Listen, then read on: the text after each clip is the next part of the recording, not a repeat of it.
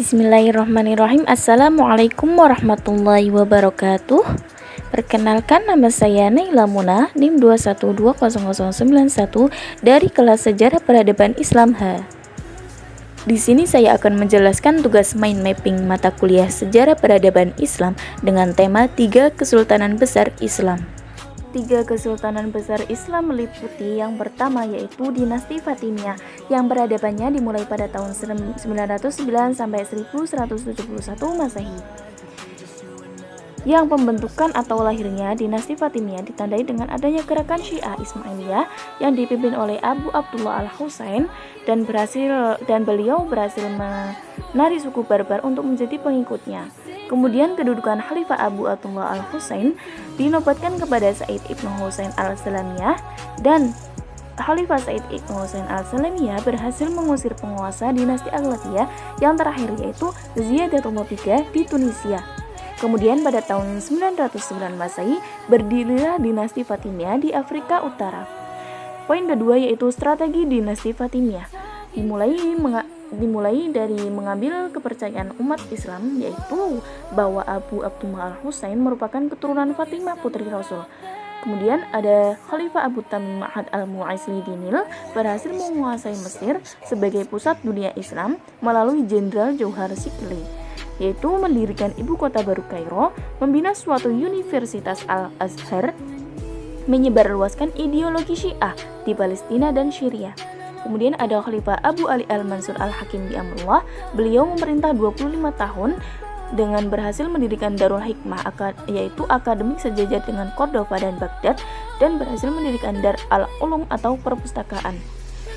Kemudian pada masa kemajuan dan kontribusi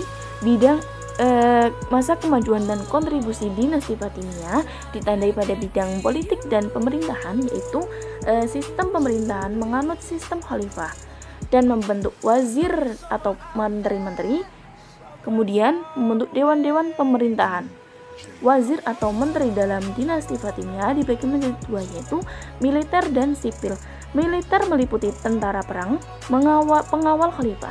Tentara sendiri yaitu dibagi menjadi amir-amir atau pengawal khalifah, ofisir jaga atau satpam, dan resimen. Sipil meliputi qadi, ketua dakwah, inspektur pasar, bendahara negara, wakil kepala urusan rumah tangga, dan qori. Kemudian dewan-dewan pemerintahan meliputi dewan majelis, dewan nazar, dewan tahqiq atau sekretaris, dewan baris atau pos, dewan tartib atau keamanan, dewan kharaj atau pajak. Pada bidang filsafat ditandai dengan Ikhwanul Syifa, yaitu kelompok yang menyempurnakan pemikiran-pemikiran golongan Mu'tazilah. Dan kemudian pada bidang pendidikan dan iptek memiliki kemajuan, yaitu keberhasilan membangun lembaga keilmuan yaitu Darul Hikam dan Darul Ilmi oleh Khalifah Al-Hakim pada tahun 1005 Masehi. Dan pada bidang ekonomi dan perdagangan mengalami kemajuan, yaitu kemakmuran di bidang pertanian dan perdagangan dengan bangsa non-Islam. Kemudian pada masa kemunduran dan kehancuran dinasti Fatimiyah ditandai pada Khalifah Abu Ali Al-Mansur Al-Hakim di Amrullah dengan adanya kekejaman kekuasaan, yaitu membunuh beberapa wazir, merusak gereja Kristen di Palestina pada tahun 1009 Masehi, dan kemudian berkibarlah perang salib. Kemudian lanjut ke dinasti kedua, yaitu dinasti Syafawiyah yang peradabannya dimulai pada tahun 1501 sampai 1736 Masehi. Pembentukan dinasti Syafawiyah ini ditandai pada tahun 1301 Masehi dengan adanya gerakan tarekat Syafawiyah oleh Safi ad-Din Ardabili dari Azerbaijan, Iran. Dan kemudian pada tahun 1501 Masehi diadakannya kampanye oleh Ismail I dan pendirian negara Safawiyah dengan ibu kota Tabriz di Turki. Pemerintahan dinasti Safawiyah ini menganut pemerintahan monarki atau kerajaan. Syahansah atau raja-rajanya meliputi Ismail I, Tahsab I, Tahmasp I, Abbas I, Sultan Husain, Tahmasp II, Abbas III, dan wazir-wazir agunnya meliputi Muhammad Zakaria Kujuji dan Nasir Afshar. Kemudian pada masa kejayaannya diraih pada Khalifah Ismail I yang ditandai pada berhasil menyatukan wilayah Iran menjadi kesatuan dinasti Syafawiyah. Berkembang pesatnya sastra kesenian dan arsitektur di Persia, yaitu dengan pembangunan alun-alun Naqshi, jajan di Isfahan, dan berkembangnya ekonomi dan perdagangan, yaitu ditandai pada terletaknya dinasti Safawiyah di tengah-tengah jalur sutra.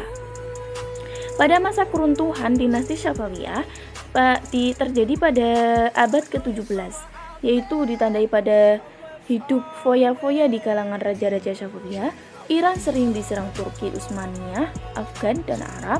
Pada tahun 1698 Masehi, Kerman direbut oleh orang Baloch, dan pada tahun 1717 Masehi, Khorasan ditaklukkan oleh Afgan. Kemudian ada ancaman dari Kekaisaran Rusia Utara dan tentara Mughal. Ada perubahan jalur perdagangan antara timur dan barat atau jalur sutra, dan kemudian ada pada tahun 1722 sampai 1729 Masehi, dinasti Safawi ditaklukkan oleh dinasti Hotak dari Afghanistan. Dan kemudian pada tahun 1736 Masehi, Jenderal Nader Shah mengambil alih kekuasaan dan mengakhiri pemerintahan Safawiyah. Kemudian didirikanlah dinasti Afsariyah. Lanjut pada dinasti ketiga, yaitu dinasti Mughal, yang peradabannya dimulai pada tahun 1526 sampai 1857 Masehi.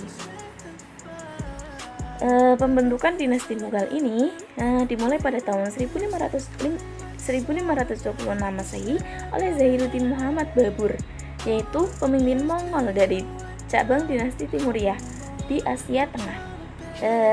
Beliau berhasil mengalahkan Ibrahim Lodi, Sultan Delhi terakhir dalam pertempuran Panipat I, dan berhasil menguasai wilayah pinggiran luar lembah Indus di barat, Afghanistan utara, Kashmir di utara, dataran tinggi Assam, Bangladesh, dan dataran tinggi Deccan, India Selatan.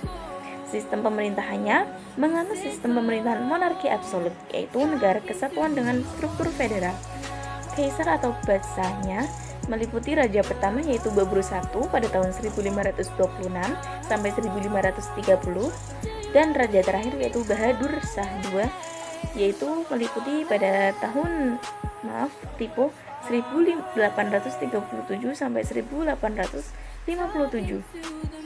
Divisi administrasi pemerintah yaitu membentuk subah atau provinsi di Kekaisaran Mughal.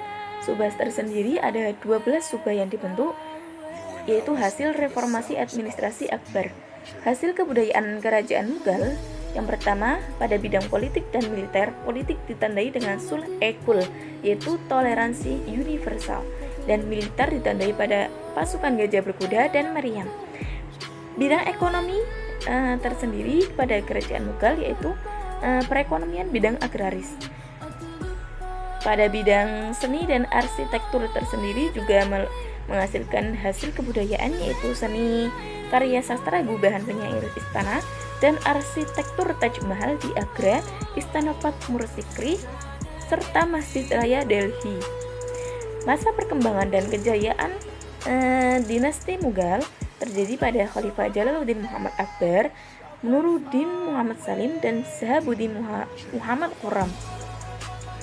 Jalaluddin Muhammad Akbar atau Akbar berhasil menguasai Agra dan Gwalior melalui serangan memerangi pemberontak, dan pada tahun 1561 Masehi berhasil mengalahkan Bairam Khan di Jalandhur.